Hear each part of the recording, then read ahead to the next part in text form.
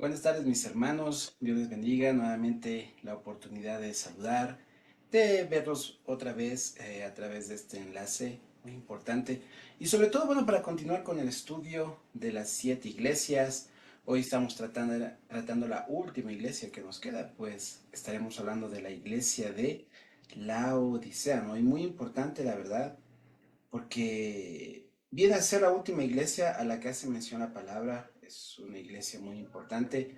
Como lo hemos dicho varias veces, ¿no? Siempre debemos recordar que el estudio de las iglesias está relacionada proféticamente con las iglesias actuales. Así que anhelamos que usted se identifique, que usted pueda recibir esta palabra y que sea de mucha bendición para su vida, que es lo más importante. Amén. Vamos a darle gracias al Señor para empezar este tiempo, mis hermanos, y comenzar con el estudio de la palabra. Amado Señor, te damos las gracias, Señor, por la oportunidad, por el tiempo que tú nos das, porque has sido un Dios tan grande, tan maravilloso. Te honramos en este tiempo a través del mensaje, Señor. Un mensaje que no nos ha sido escondido para nosotros, sino al contrario, Señor. Un mensaje que ha traído la oportunidad de conocerte, de tener de mejor conocimiento la expresión de acerca de tus iglesias, el carácter, el cuerpo de Cristo, cómo tiene que ser reflejado a través de nuestras vidas, Señor. Te damos las gracias por esta oportunidad. Bendice tú esta palabra y sea tu espíritu esparciéndola, Señor, por todo lugar y que llegue a mucha bendición y que llegue a muchas personas y sea de mucha bendición para cada uno de nuestros amados hermanos que están viendo del otro lado de la pantalla. Te agradecemos en este tiempo, Señor, en el nombre de Jesús. Amén. Amén. Bueno, mis queridos hermanos, brevemente les invito, continuamos en el libro de Apocalipsis y hoy estaremos leyendo el capítulo 3, ¿sí? Y nos vamos a ir brevemente al verso 14. Dice la palabra, el mensaje a la Odisea. Y escribe al ángel de la iglesia en la Odisea, he aquí el amén, el testigo fiel y verdadero, el principio de la creación de Dios, dice esto, yo conozco tus obras, que ni eres frío ni caliente. Ojalá fueses frío o caliente. Pero por cuanto eres tibio y no frío ni caliente, te vomitaré de mi boca, porque tú dices, yo soy rico y me he enriquecido, y de ninguna cosa tengo necesidad.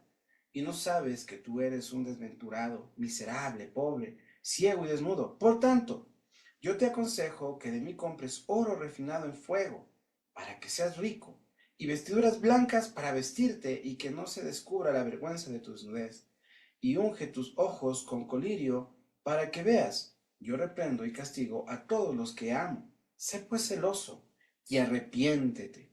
He aquí, yo estoy a la puerta y llamo, y si alguno oye mi voz y abre la puerta, entraré a él y cenaré con él y él conmigo. Al que venciere le daré que se siente conmigo en mi trono, así como yo he vencido y me he sentado con mi Padre en su trono. El que tiene oído oiga lo que el Espíritu dice a las iglesias. Amén, hermanos. Bueno, continuamos con este estudio. Como hemos visto, ¿no? En la representación de todas las iglesias, aquí podemos apreciar también el carácter de la ciudad de la Odisea, ¿no? Aquí se nos muestra, la Odisea era una ciudad importante, era una ciudad rica, y se dice que tenía una población muy importante, muy considerable de judíos, como las demás ciudades en la región, ¿no? Este era un centro de la adoración a César. Recuerden que estaban en los tiempos donde el Imperio Romano había predominado, ¿no? En muchas regiones. Y había un templo muy famoso, ¿no? Que se le conocía al famoso dios Asclepios en la Odisea, con una escuela de medicina más famosa, sí, que de alguna manera estaba conectada con el templo. Después de que un terremoto devastara esta región, sí, se rehusó la ayuda imperial a reconstruir la ciudad, pero obviamente ellos, gracias al comercio y a la gran economía, pudieron levantar con sus recursos. Y es así como esta ciudad se levanta de las ruinas con sus propios recursos y comienzan a ayudar a otros. Esto se debía a que era un centro de comercio muy notable, muy importante, y algunos de sus bienes eran exportados por todo el mundo, más o menos como lo que hasta el día de hoy podemos apreciar, ¿no? En todo lado, como el comercio se ha multiplicado de tal manera y se expande por todo el mundo. Así sucedía en aquellos tiempos con esta ciudad. Pero también hay que recalcar que uno de sus problemas era que no tenía mucho suministro de agua, ¿no? Carecían de este elemento vital. Y obviamente eso también daba ciertas debilidades a algunos, sobre todo ciudadanos, ¿no? A los cuales no podían acceder a estos recursos por sus condiciones económicas. Mas, sin embargo, se veía que en aquel entonces esta ciudad era suministrada por un acueducto que se cree que tenía más o menos unos 3,5 kilómetros, ¿sí? Que venía de otras ciudades para poder irrigar. Como lo hayan hecho, se puede notar que la Odisea era una ubicación muy importante y muy estratégica en aquel entonces. Y es allí donde se plasma esta historia con su famosa iglesia, en la cual nosotros podemos distinguir claramente. Ahora, sabemos que Jesús se describía a sí mismo en la iglesia, ¿no? Y el Señor dice aquí el amén, el testigo fiel y verdadero, el principio de la creación de Dios, dice todo esto. O sea, él mismo se estaba describiendo como el principio, ¿correcto? Porque de alguna manera nosotros entendemos que Jesucristo aquí se reflejaba como un testigo fiel y verdadero, en contraste con la Odisea, ¿no? Que tiene algunos aspectos que vamos a poder distinguir, en los cuales se notaría que no había verdadera fidelidad entre los cristianos de la Odisea. Pero Jesús aquí denota que es el principio de la creación de Dios, ¿sí? La idea detrás de principio nosotros entendemos como la antigua palabra griega que se pronunciaba o se escribía arche, ¿sí? O arche, que era la raíz, ¿sí? De un origen, de que todo basaba o todo iniciaba a raíz de un origen, ¿no? Y de alguna manera, aquí cuando nosotros vemos, estamos entendiendo que Jesucristo se hace ver como el ser eterno que creó todas las cosas, que ya existía todo.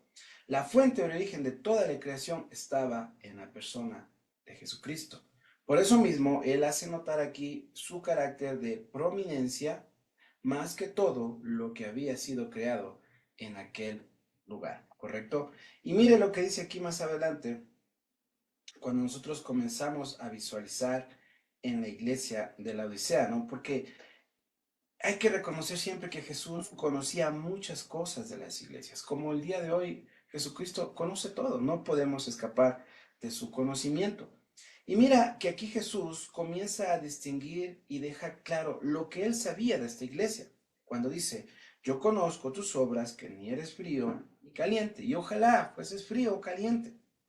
Pero por cuanto eres tibio y no frío ni caliente, dice, te vomitaré de mi boca. Es una expresión bien fuerte, ¿no? Pero, ¿qué podemos entender en esta ilustración de tibieza? ¿Correcto? Cuando dice que no eres frío ni caliente, entonces dejan un punto intermedio de tibieza.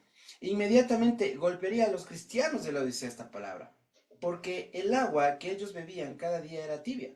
Jesús les dice de la misma manera que ustedes beben en el agua que ustedes beben no es muy agradable. ¿Por qué? Porque era tibia.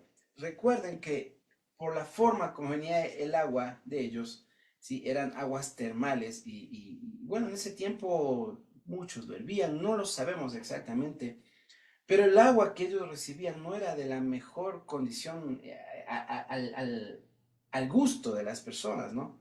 Entonces ellos sabían, conocían lo que era beber agua tibia, ¿correcto? Entonces el Señor, por eso les dije, les puse el ejemplo al inicio, ¿no? Y el Señor aquí les deja claro la condición de ellos, en un sentido espiritual, cómo era la condición. De la misma manera que a muchos de ellos cuando bebían esta agua les disgustaba, era la forma como el Señor estaba apreciando ese sentido espiritual en el que la tibieza es una ilustración de una cosa, mi hermano, indiferencia y falta de compromiso. Porque intentan jugar en medio, o sea, no eres muy caliente para estar caliente o no eres muy frío ni para estar frío, sino te gusta estar en un punto intermedio donde no hay compromiso, ¿correcto? Cuando tú tratas de explicar esto, te quedas en un punto limitante de no ser muy frío y tampoco de ser muy caliente. Entonces, como no se pueden combinar ambas cosas, simplemente quedas en mitad de ambas. Y de ahí la expresión tibieza. Y el Señor deja claramente que ese tipo de condición espiritual a Dios no le agrada, lo aborrece. Por eso dice, te vomitaré de mi boca, con una expresión muy fuerte. Con esto Jesús quería decir que los cristianos están intrínsecamente fríos. pero podían ser calentados, ¿correcto? Y tal vez muchos de ellos también era esa trampa de aquel tiempo, ¿no? Que tal vez muchos de ellos estaban fríos porque querían ser calentados por la trampa de la religiosidad, de aquellas cosas, de esas novedades, de aquellos elementos que buscaban las personas. Dirá, cuando yo lo encuentre, voy a calentar, voy a mejorar mi condición espiritual. O sea, o que en esencia también eran muy calientes, ¿sí? Pero eran enfriados rápidamente por una cosa, la apatía, la incredulidad y sobre todo la autosuficiencia. Entonces, mire, como muchas veces ni la una condición ni la otra tampoco era seguro, porque tendías a enfriarte, ¿sí? Cuando buscaban esa religiosidad y de alguna manera, o tendías a calentarte por esa religiosidad falsa y tendías a enfriarte cuando la apatía, cuando el desánimo comenzaba a ser preso la vida de los miembros de estas iglesias. Entonces, aquí de alguna manera dice el Señor que todas estas condiciones aún son apreciables, ¿sí?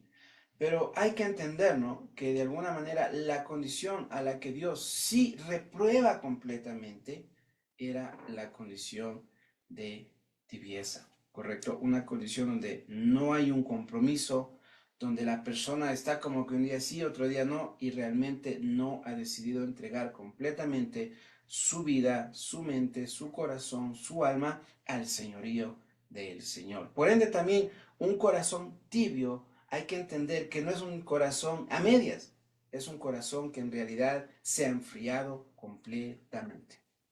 Y es mucho más grave que la de un pecador, porque el pecador muchas veces por la necesidad de esa frialdad buscaría el calor, pero el tibio, aun a pesar de su condición, de las características de su corazón, no buscaría ningún apego a las cosas del Señor. Por eso el Señor les dice, ¿no? Ojalá fueses frío o caliente. Lo que Jesús quería cambiar era que de alguna manera dejen ese juego engañoso de estar en medio de ambos términos, ¿me entiendes? O sea, Dios no les estaba diciendo, ah, qué bueno que estés frío, no, el Señor animaba a que ellos se ubiquen en una posición, hermano. Qué importante en este tiempo es que tú determines una posición en tu vida. O sea, o el mundo vas tras las cosas y los placeres y corrientes de este mundo, o buscas lo de arriba, las cosas de Dios. Pero no puedes estar un día buscando lo de afuera y otro día buscando en otro lugar. Esa determinación es lo que el Señor quería que ellos dejen, abandonen. Era un juego engañoso. Era un juego engañoso en el cual tratabas de agradar al mundo, pero por otra parte tratabas de agradar también a Dios. Por eso el Señor dice, ojalá fueses frío o caliente. ¿Sí? También aquí el Señor deja ver claro que la tibieza para el Señor y para sus propósitos es totalmente inútil. Porque dicen que el agua caliente sana, ¿no? Hay personas que creen que el agua caliente es muy beneficioso, ¿no? De hecho, en muchos países, no sé, en tu país donde tú vives, en muchos países de Sudamérica, hay mucha gente que tiende a tomar agüitas de infusión, ¿no? De diferentes hierbas, como elementos que refrescan, que sanan, que alivian, que desinflaman. Y obviamente cuando tú haces el contraste de esto, cuando estás acostumbrado también a tomar el agua fría, cuando tienes calor, también sientes esa sensación de refrescarte, ¿no es cierto? Entonces, en cualquiera de ambos términos o usos, tanto lo caliente y lo frío en el agua, te ayuda, tiene un uso importante. Pero el agua tibia, por lo general, no tiene ese uso. Casi no satisface ninguna sensación, ni alivia ningún mal que muchas veces se produce en el cuerpo. Por eso es que el cristiano tibio, hermano, piensa que su condición es buena, al pensar que tiene lo suficiente del Señor como para satisfacer el deseo de la religión. O sea, yo tengo lo suficiente de Dios para saber que dentro de la iglesia nadie va a decirme nada. Pero también tengo suficiente del mundo para poder acostumbrarme a las cosas de este mundo. Pero déjame decirte, hermano, ninguna de estas dos características te deja tener lo necesario para alcanzar la vida eterna. Por eso, mi querido hermano, nosotros tenemos que establecer muy claro esto, como el Señor le dice, ojalá fueses frío, determínate, ojalá fueses caliente, determínate cuál es tu condición, pero no te engañes, no caigas en un juego, en una trampa en la cual el Señor dice que de alguna manera los que tengan este aspecto o esta característica serán eliminados, serán expulsados del plan de Dios. De hecho, un tibio hermano que ora simplemente es una persona que se está burlando de Dios. Ah, no, hermano, yo déjame decirte, yo tengo tiempos de oración, tengo tiempos de ayuno, leo la palabra, pero bajo esa característica de no determinar en tu vida verdaderamente a quién le perteneces, cualquiera de las cosas que nosotros hagamos, hermano, es una forma de burlarnos de Dios. Es un insulto para Dios. ¿Sí? No puedes llegar a Dios con una oración tibia. O vas con una oración en la cual tienes necesidad o tienes suficiente gozo, pero no puedes con una oración en la cual ni siquiera sabes por qué estás orando. Entonces, hay muchas cosas, hermano, que el Señor habla acerca de la tibieza, ¿no? Que las personas se alejen de esta característica, una característica, como te dije, engañoso, completamente reprobable. Ahora, mi querido hermano, cuando el Señor reprueba esta característica y deja claro cuáles eran las obras del Señor, ¿sí?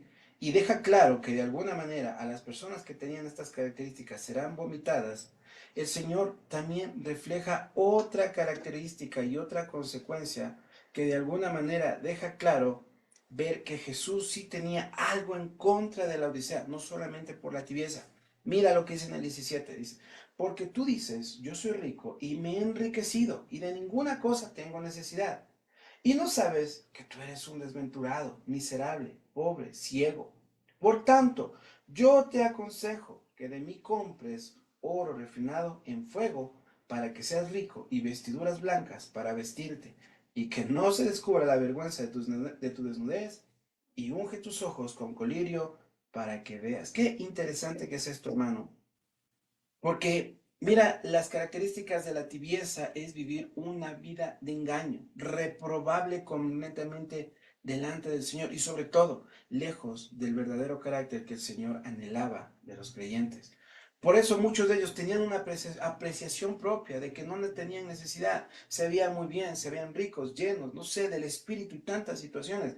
Pero en realidad, cuando el Señor les dice, tú dices que eres rico y que te has enriquecido y que de ninguna cosa tengo necesidad, déjame decirte que el Señor tenía algo contra ellos, porque la iglesia de la Odisea tenía falta de pobreza espiritual. O sea, ellos pensaban que estaban llenos y completos, satisfechos enteramente con la presencia del Espíritu, pero eran pobres espiritualmente.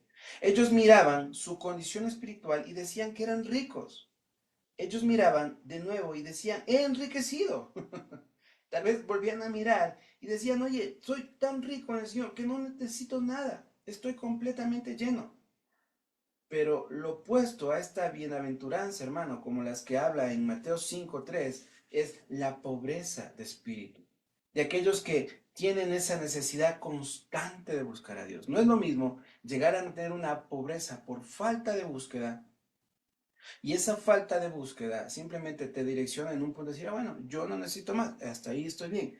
Y otra cosa es tener una necesidad, una pobreza espiritual constante, aunque tengas la presencia de Dios. O sea, buscas de Él todo el tiempo y todos los días y no te cansas, porque sabes que tu vida, tu dependencia espiritual está entrelazada a la presencia del Señor. Lamentablemente ellos ponían su confianza en sí mismos, tal vez en la prosperidad material, ¿sí? Tal vez en la salud física, tal vez en el conocimiento, pero de alguna manera la causa de Cristo en ellos no era necesario para su diario vivir. Entonces todo lo demás que ellos habían empleado en su vida simplemente estaba alejado del verdadero propósito de Dios y no cumplía los requisitos para alcanzar la vida eterna. Por eso el Señor dice, oye, yo te miro y me doy cuenta que bajo tu apreciación, ahora te diré cuál es la mía. Eres un pobre, eres un desventurado, eres un miserable, eres un ciego. Y sobre todo, déjame decirte, aunque te vistas con las mejores ropas, delante de mí estás desnudo. No era que la iglesia de la Odisea, hermano, no fuera pobre espiritualmente. De hecho, lo eran. Pero hay que reconocer una gran verdad. Estaban ciegos para reconocer su pobreza delante de Dios. Por eso la apreciación que ellos tenían de sí mismos era diferente. Y ante el ojo de la verdad, del Dios que lo conoce y lo sabe todo, se refleja la verdad, que eran pobres, que eran desventurados, que eran miserables, que eran ciegos, sus ojos se habían enceguecido, no podían ver el aspecto espiritual ni la verdadera voluntad de Dios para con ellos y para con la iglesia. Y delante del ámbito espiritual, al no poder reflejar ni siquiera una cobertura verdadera, era como que literalmente, hermano, estaban desnudos. Déjame decirte que la ciudad de la Odisea era famosa por su riqueza, pero los cristianos de la ciudad estaban espiritualmente, hermano, en pobreza. Déjame decirte que también en la Odisea eh, había una cultura hacia la salud y en aquel lugar había innumerables medicamentos, entre ellos ungüentos para los ojos, ¿no? Muy conocidos de la región. Pero los cristianos de la ciudad estaban espiritualmente ciegos. O sea, la Odisea era conocido por muchas cualidades, aún por la ropa fina, por algunas medicinas, por las riquezas. Pero en contraste con la vida espiritual, todo lo que ellos reflejaban delante del Señor no tenía ningún valor. ¿Por qué? Porque había una diferencia entre lo que ellos creían y lo que verdaderamente eran, entre lo que ellos veían y lo que verdaderamente Jesús miraba, entre la riqueza y la afluencia de la ciudad y lo más triste, ellos padecían de una bancarrota o una cultura o un espíritu en bancarrota, en crisis.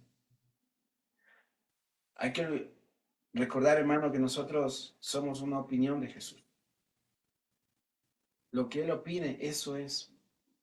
Si el Señor llega a visualizar estas características de desventurados, miserables, pobres y ciegos, hermano, hay que estar atento. Porque una cosa es como tú te veas y otra cosa es como verdaderamente eres delante del Señor. Los de la Odisea, hermano, eran la típica cultura del mundo moderno, los cuales revelan en aquello de lo cual el ojo natural puede ver. Hoy lo vemos en redes, ¿no? Cómo tú te ves bien, te vistes bien, te peinas bien, tienes dinero, viajas, tu cuerpo está sano, esbelto, no sé, tienes lo mejor, todo lo mejor, riquezas. Y es así como se visualiza, pero es la apreciación del mundo. Pero déjame decirte que el Señor ve más allá de todos estos elementos superficiales. Él conoce lo profundo del corazón y conocía exactamente lo que había dentro de los cristianos de esta iglesia. Y sabía que las verdaderas riquezas espirituales ellos no la habían conseguido. Y frente a esto, ¿qué es lo que Jesús quería que haga la iglesia de la Odisea? Mira, vámonos al 18, dice. Bueno, el versículo que leí, ¿no? Dice, por tanto, yo te aconsejo que compres de mi oro refinado en fuego para que seas rico y vestiduras blancas para vestirte y que no se descubra la vergüenza de tu desnudez y unge tus ojos con colirio para que veas. ¿Qué quería Jesús de la iglesia de la Odisea, hermano? Primeramente el Señor aconseja, el cambio de los de la Odisea debía empezar de una cosa, entender que eran pobres espirituales. Mientras que creamos nosotros que podemos satisfacer las necesidades de riqueza, vestido o vista con nuestros propios medios, hermano, de hecho tú lo puedes hacer, pero nunca podrás dejar de entender esto, hermano. Nunca dejes de creer esto. Que si tú tratas de alcanzar el ámbito espiritual por medio de estos elementos, hermano, nunca llegarás a hacerlo. ¿Por qué? Porque eso dice que lo has empezado a hacer en tu fuerza y has dejado de confiar en Dios, sino a confiar en ti mismo. Te aconsejo el Señor, compra oro refinado. Si ellos recibirían de Jesús su riqueza, su oro hermosamente refinado en fuego, entonces verdaderamente ellos serían ricos. O sea, que sus acciones, que sus elementos, todo lo que estaba dentro de su vida, de alguna manera, sea probado por el fuego de Dios para ver qué es lo verdadero. Necesitaban del Señor. Vestiduras blancas. Ellos necesitaban recibir cobertura del Señor, pero una cobertura que les lleve a vivir una vida pura y santa, separado de todo aquello que les ponía en riesgo. O sea, solo el Señor podía cubrir su vergüenza, hermano. Solo el Señor podía traer cobertura, podía rodear su vida de protección y cuidado. No había otro elemento, ni la mejor ropa más cara del mundo. Que unjan sus ojos con colirios, o sea, que ellos también permitan que Dios sane su vista espiritual, para que por primera vez o tal vez en mucho tiempo sean capaces de que, mi querido hermano, de ver a través de los ojos del Señor. ¿Qué aconsejaba? De mí compres. ¿Cómo podemos comprar estas cosas de Jesús, hermano? No nos la ganamos por medio de nuestras buenas obras. Cuidado, no, sí, yo hice esto bueno. No. En lugar de eso, Jesús nos diría, todo está autosuficientemente determinado por mí. O sea, para que alcances tienes que tener necesidad absoluta de mí. Ellos necesitaban volver otra vez a la verdad en sus vidas. Y aquí el Señor también les deja claro que Él reprende y castiga a todos los que amo. Sé pues celoso y arrepiéntete. Qué importante que es esto, hermano. El Señor no habla a cualquiera, estaba hablando a su iglesia, a la que Él amaba. Una represión tan fuerte y tan aguda, hermano, era para que el pueblo recuerde que han perdido el amor de Jesús en sus corazones y que la iglesia se ha vuelto errante. Este amor de Jesús no era un regaño por regañar. Este amor de Jesús era la oportunidad de que ellos vuelvan a la verdad. Jesús ama a los que reprende. El corazón de Jesús hacia la iglesia, hermano, es un amor verdadero, es un amor ágape, en el cual muchas veces cuando Él reprende también puede castigar. Pero para una iglesia, hermano, que se ha hundido tan bajo como la Odisea, era necesario que a través de ese amor ellos vuelvan a resucitar de nuevo a través de la confianza y el renacimiento de sus pensamientos que se habían apartado totalmente del Señor. Déjame decirte que el Señor reprende. Cuando el Señor reprende, hermano, es una forma de demostrar su amor. Cuando muchas veces tus hijos se portan mal o hacen algo que no es debido, los padres reprenden con el objetivo de que ellos se vuelvan otra vez de esas malas obras. ¿Por qué? Porque la reprensión muchas veces, como dice Timoteo, redarguye, sana, te hace volver. Por eso el Señor a través de esa reprensión puede decir estas palabras: arrepiéntete, arrepiéntete, sé celoso. Él les manda a que tomen una decisión primero para que se arrepientan, para que se vuelvan a Dios y para que cuando se arrepienten no solamente lo hagan por ese momento como una forma de demostrar sí que se sentían ofendidos, no, al contrario, que ellos vuelvan a Dios y que sus acciones, su caminar sea celoso, que no se contaminen, que no desperdicien sus recursos y sobre todo que analicen que cada vez que puedan visualizar bancarrota, miseria espiritual, den la vuelta o levanten sus manos y miren al cielo y clamen a Dios. Así que ese era el mensaje, hermano. Eso era lo que Dios les estaba advirtiendo. Y al final el Señor dice, he aquí, en el 20, dice, yo estoy a la puerta y llamo. Si alguno oye mi voz y abre la puerta, entraré a él y cenaré con él y él conmigo, hermano. Qué hermosas palabras.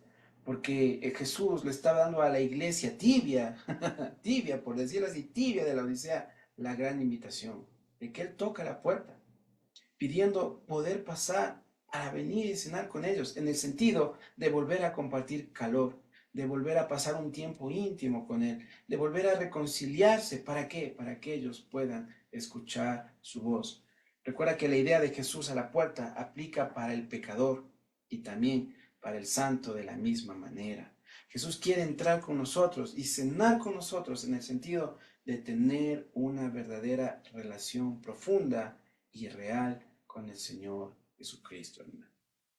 Si el Señor ha tocado la puerta de tu corazón en este día, hermano, ábrela, no la cierres. No endurezcas tu corazón porque Él dice que entrará y cenará y compartirá contigo. Esta es una promesa maravillosa, hermano. Esta es una promesa maravillosa en el cual el Señor te deja claro y te deja entendido de que Él quiere volver a tener una verdadera relación contigo.